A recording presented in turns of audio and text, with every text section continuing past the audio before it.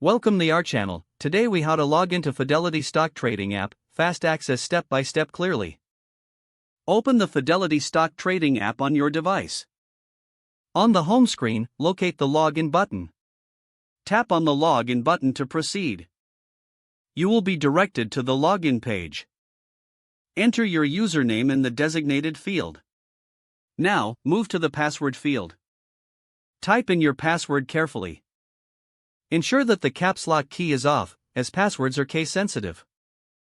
If you prefer to remember your login details for future access, check the Remember Me option. Once you have entered your credentials, tap on the Login button. Wait a moment as the app processes your information. After successful login, you'll be directed to your account dashboard.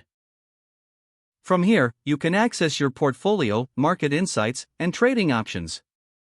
If you encounter any issues, double-check your username and password for accuracy. If you forget your password, tap on the Forgot Password link for recovery options. Follow the prompts to reset your password if necessary.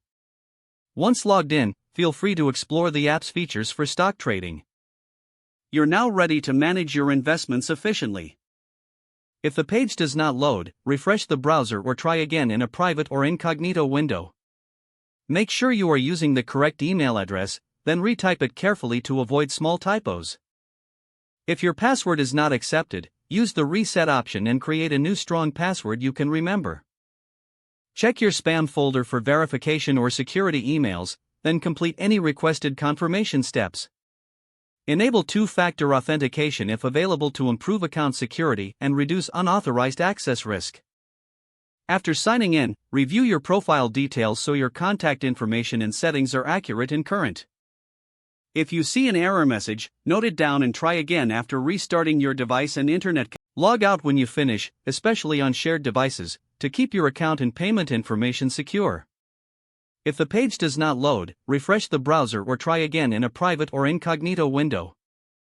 Make sure you are using the correct email address, then retype it carefully to avoid small typos. Don't forget to like this video and subscribe to our channel for more step-by-step tech guides.